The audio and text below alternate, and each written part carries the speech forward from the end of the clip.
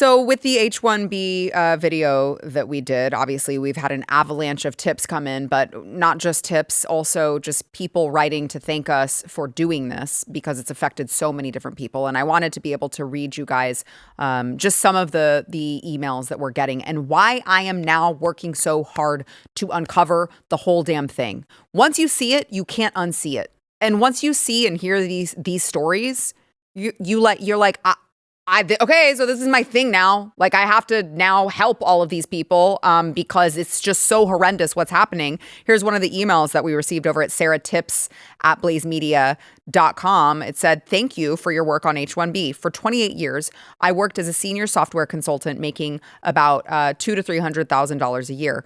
I've now been unemployed for 21 months. I'm 61. I burned through all my savings and am literally selling my blood plasma to make ends meet in addition to eBaying my antique furniture, my late mother's jewelry, and my clothing. The part that you're missing and why I can't say this on your public post is because 90% of the IT recruiters are Indian. They look out for their own to, 1, help them keep their visas active, and 2, squeeze more juice out of the placements because they know the other Indians will work for less. I doubt that they're even presenting my resume to the prospective clients. It sucks.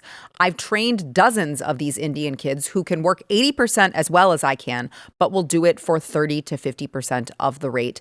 Anyway, I just wanted to confirm what you've suspected. There are a lot of us out here who can't find work for this reason."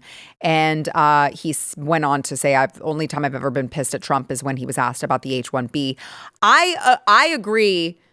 I was very upset. I was offended by what President Trump said about that as well. Like, oh, well, yeah, like, of course we need H-1Bs. Do we? Now, I understand the argument that we have to fix the education system so our young people can actually get educated, not indoctrinated.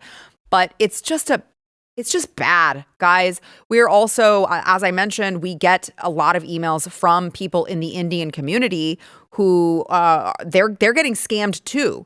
They're getting preyed upon. They're vulnerable. They're desperate to be here. Once they get here, they're desperate to stay. And some of these people who have been sucked in by some of these scams, here's one. I'm writing to report serious concerns regarding an H-1B sponsoring consultancy that I believe engaged in fraud, misrepresentation, and unlawful practices between 2021 and 2024. Before my H-1B filing, the company collected approximately I don't even know how to say that. It's Indian currency, I guess.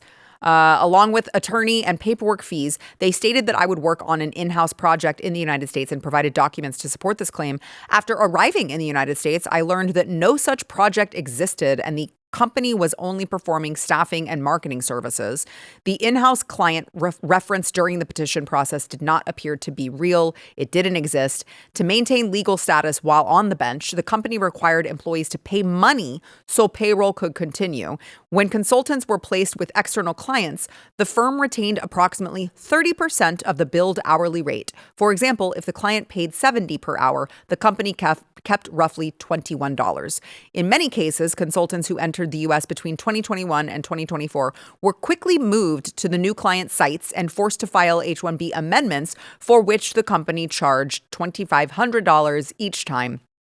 The company does not appear to maintain a legitimate U.S. office at the address listed on the petitions and operates primarily from India. That's what we're finding in all of our investigations as well. No office exists in the U.S. and no in-house projects, and so all who entered in 2021 to 2024 period is illegal. Proof is no person is working for that client, and once we enter the U.S., they immediately market our profiles and they make amendments to be legal. And he only does this 70 to 30 consulting business. So it goes on. And the point is, this person is offering to be a whistleblower. And I just would like to just state the amount of tips that we've been given is unbelievable. And I can't wait to share them all with you. There's going to be way more to come on that. So stay tuned.